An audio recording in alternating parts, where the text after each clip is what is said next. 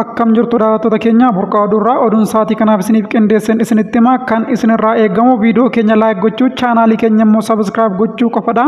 Oduu keenya jalqabaatiin mootummaan Itoophiyaa hidhattoota faannoo waliin mari'achuuf eeyyamamaa ta'uun ibsame. Mootummaan Itoophiyaa fi faannoon akkamitti mari'achuuf jiru gabaasa bal'aa kan dhageessan ta'a. Oduu keenyatti aanuun ammoo Maayinamaaritti kirkirri lafaa reektar iskeelii 7.7 galmaa'ee mudate.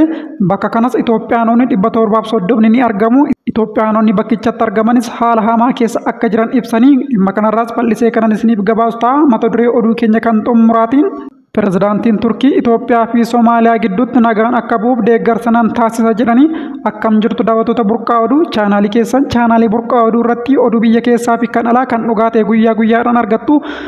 Kanaafuu chaanaalii keenya sabiskiraayib gochuu viidiyoo keenya immoo laayik gochuu hin dagatinaa. Itti aansuudhaan bal'ina oduutti kanan darbu ta'a.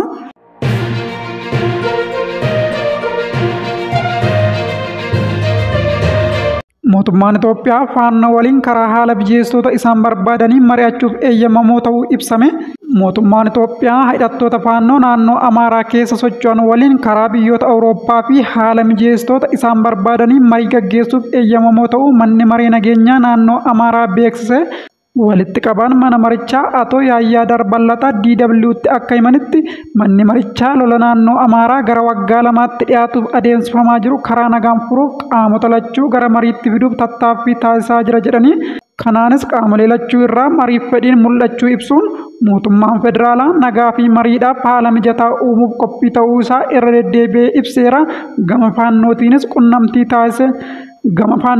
qunnamtii taasisneen marii akka hin jibbine nutti himaniirus jedhanii walamantaa dhabuun tattaaffii mariif taasifamu rakkisaa akka taasise eeruun mootummaan walamantaa dhabuu kana furuuf jecha humnoota faannoo waliin biyyoota Awurooppaa fi haala mijeessitoota barbaadanii marii gaggeessuuf fedhii agarsiisuusaa eeranii.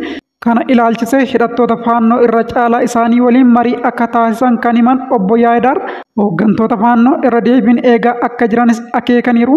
Manni maree nagaa naannoo Amaaraa lola hidhattoota faannoo naannicha keessa socho'anii fi mootummaa gidduutti deemaa jiru mariidhaan xumuruuf gahee haala mijeessummaa taphachuuf waxabajjii 18 bara 2016 akka lakkoofsa Itoophiyaatti hundeeffamee ture.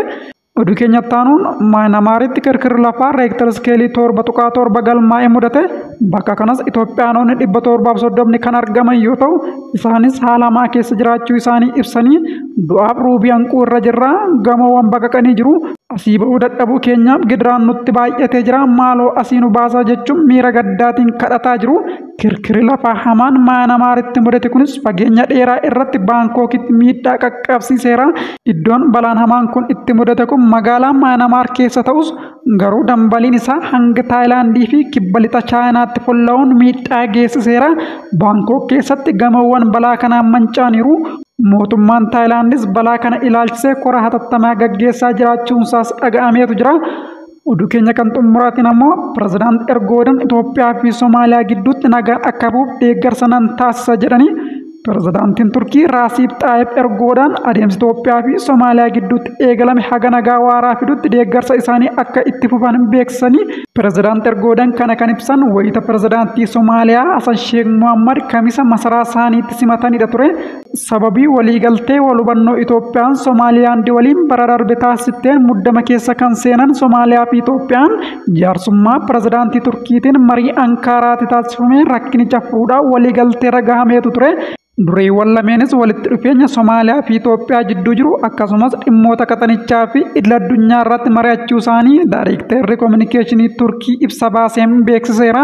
Akkasumas adeemsi Itoophiyaa waliin eegalame haga nagaa waaraa fidutti akkasumas hanga tasgabbiin mirkanaa'utti deeggarsa cimaa taasisan akka itti fufanis cimsuun himaniiru.